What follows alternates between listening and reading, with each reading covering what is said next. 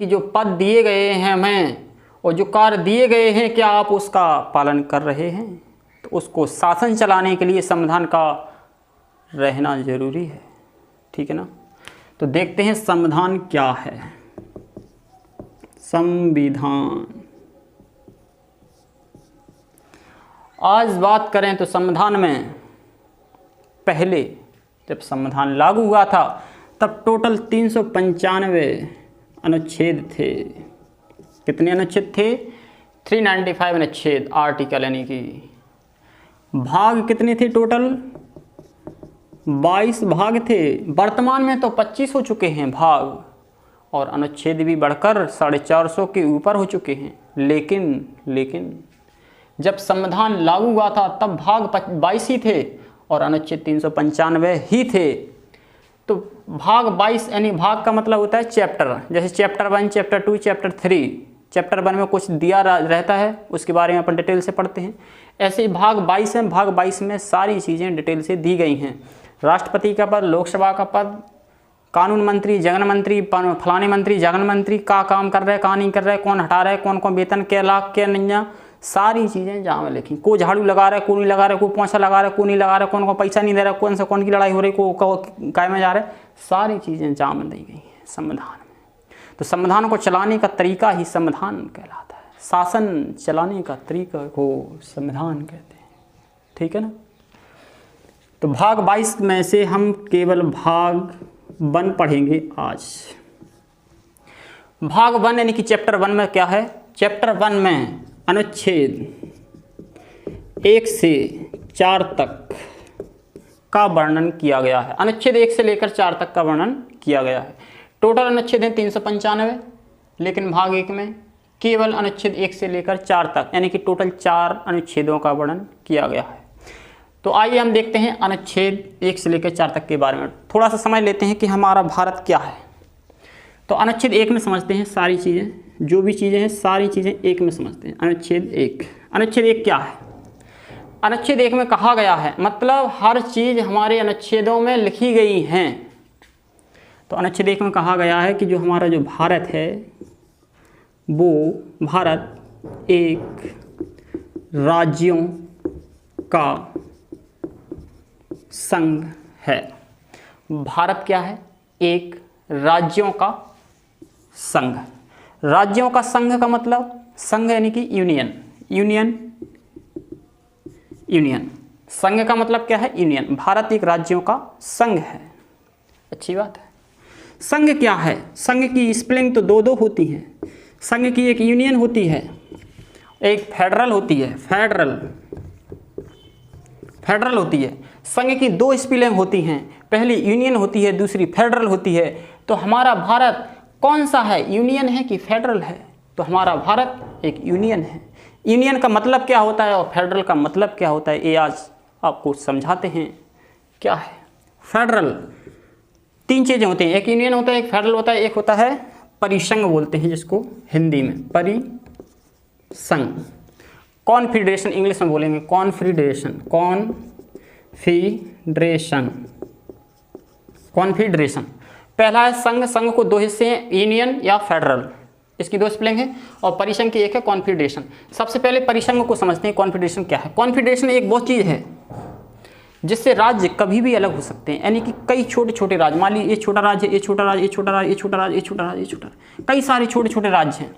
इन सारे सबको मिलाकर परिसंघ बनाया जाता है, यानी कॉन्फेडरेशन बनाया जाता है।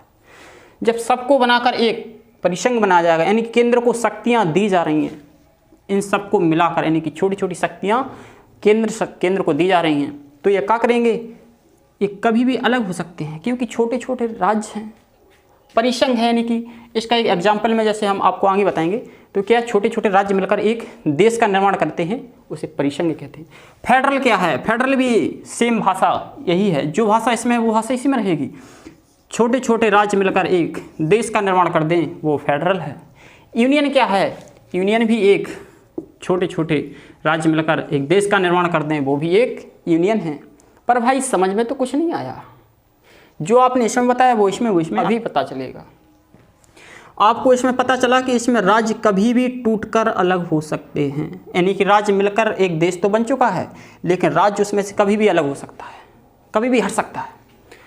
सेम कंडीशन फेडरल में है। फेडरल में भी जो राज्य इसमें मिले हैं वो भी कभी भी अलग हो सकते हैं, लेकिन यूनियन है जो संघ हमारा है भारत, इससे कभी अलग राज्य नहीं हो सकते।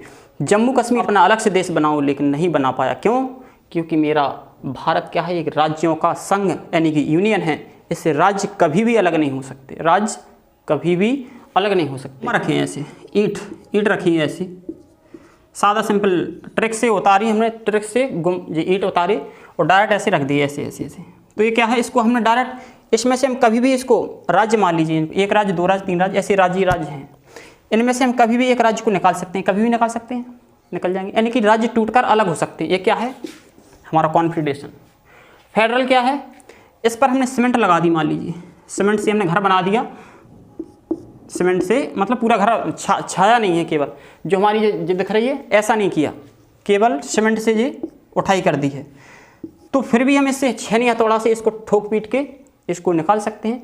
तो वो हमारा क्या हो गया, फेडरल, यानी कि परिसंघ का ही दूसरा रूप है फेडरल।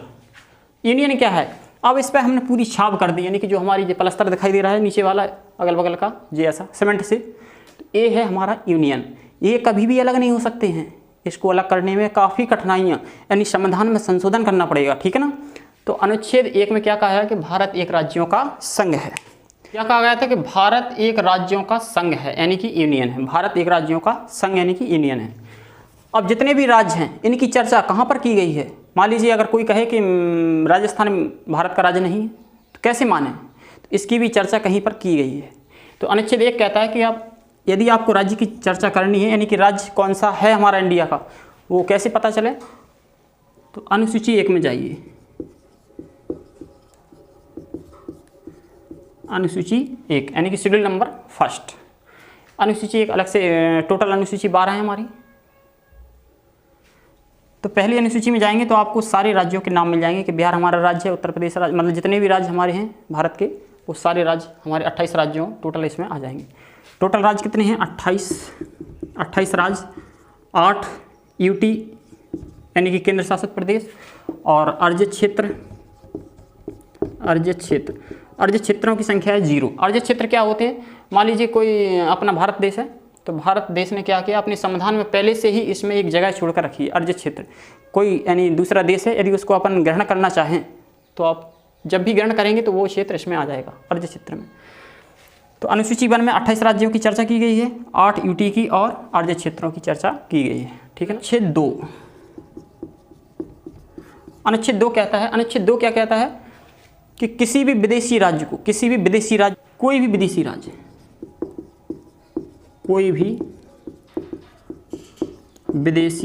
राज्य को अपने भारत देश में मिला सकते हैं। किसकी अनुमति से, राष्ट्रपति की पूर्व अनुमति। जरूरी नहीं है कि उसकी अनुमति मिल ही जाए, लेकिन उसको एक सूचना दे दी जाती है कि मैं उस राज्य को मिलाने जा रहा हूँ। राष्ट्रपति जी से एक सूचना दी जाती है कि मैं उस राज्य को मिलाने जा रहा हूँ, कृपया ये मैं आपको सूचना दे रहा हूँ। भले चाहे वो उस पर हस्ताक्षर करें या ना करें, उसको सूचना देना जरूरी है। तो कोई भी विदेशी राज्य को मिलाना।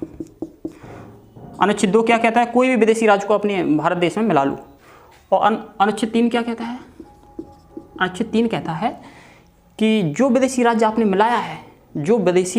मिलाया है, उसके नाम में परिवर्तन कर सकते हैं आप। नाम में,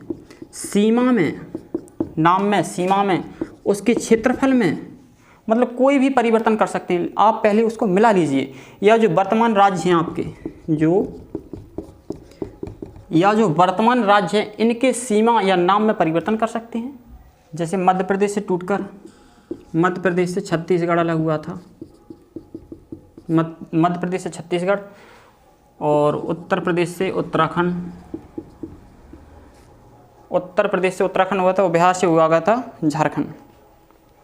बिहार से कौन सा राज्य हुआ था अलग, बिहार से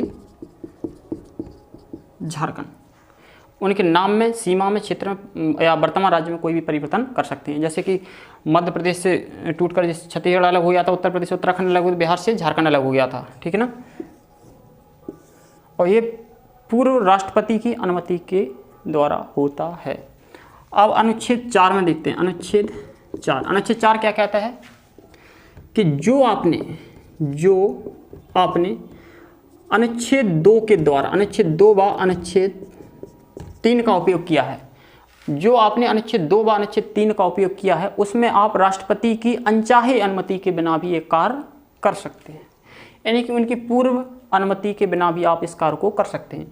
अनुच्छेद 2 में क्या कहा है, किसी भी विदेशी राज्य को अपने में मिला लो।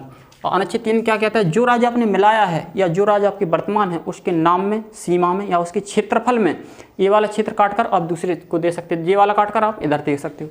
जैसे कि मध्य प्रदेश का छत्तीसगढ़ को, उत्तर प्रदेश का उत्तराखंड, बिहार का झारखंड कर दिया। और बिना राष्ट्रपति की, क्योंकि इसको अनुच्छेद 368 के बाहर रखा गया है, मतलब बिना राष्ट्रपति की पूर्व अनुमति से आप ये कार्य कर सकते हैं, क्योंकि इसे अनुच्छेद 368 के बाहर रखा है। जो अनुच्छेद 368 में रखा जाता है उसमें राष्ट्रपति के साइन यानी कि जो सिग्नेचर हैं उसके हस्ताक्षर होना जरूरी रहता है।